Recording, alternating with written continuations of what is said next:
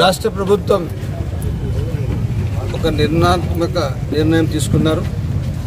ఆ నిర్ణయం ఏమంటే పేదలకు ఉచిత ఇసుక ఇవ్వాలి. ఎక్కడ కానీ ఇసుక మాఫియా జరగదు. పూర్తి స్థాయిగా సకాలంలో ఇసుక అందరికీ అందల్లా పేదలు తమ ఇండ్లు తాము సంతోషంగా కట్టుకోవాలా.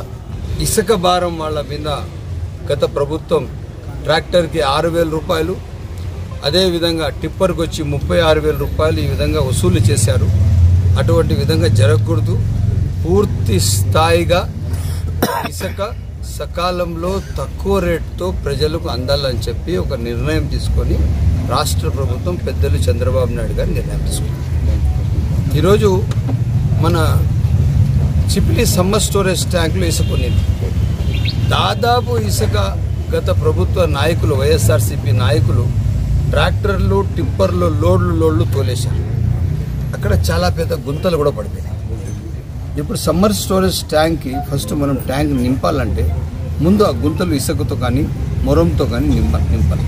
మొరంతో నింపితే పని జరగదు, ఇసుకతో నింపాలి. అది తప్ప కొంతమంది నాయకులు ఎవరో నా పేరు చెప్పుకొని ఇసుక తోలుతా ఉన్నారు.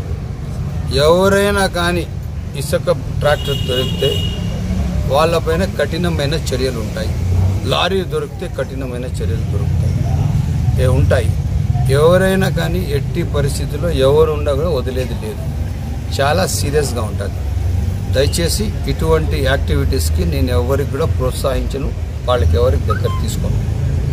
నా సిస్టమ్ ఒకటే, సిస్టమ్ ఆర్డర్లో ఉండాలా, ప్రజలకు అందుబాటులో ఉండాలా. ఎవరో తమ వ్యక్తిగత స్వార్థాల కోసం ఏదైనా ఇటువంటి లాస్లు చేసి ఎమ్మెల్యే పేరు కానీ పార్టీ పేరు కానీ కించపరిచే విధంగా పనిచేస్తే చాలా కఠినమైన చర్యలు ఉంటాయి. ఎవరికి వదిలేది లేదు. దయచేసి ఇది మానుకోవాలా.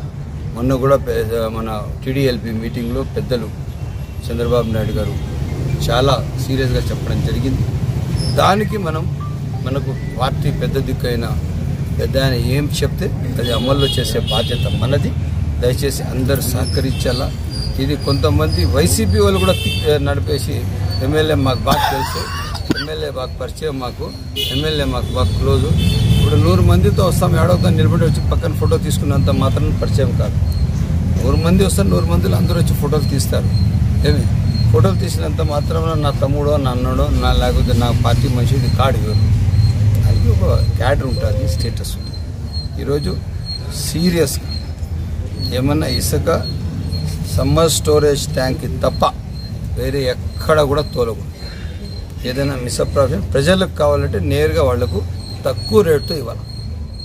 తక్కువ రేటుతో ఏమి ప్రభుత్వం ఏదైతే నిర్ణయించిందో ఆ రేటుతో ఒక ట్రాక్టర్ వచ్చి 2,000 1,000 ఎంతకో చెప్తారు కదా, ఆ విధంగా ప్రజలకు ఇసుక అందుబాటులో ఉంటుంది.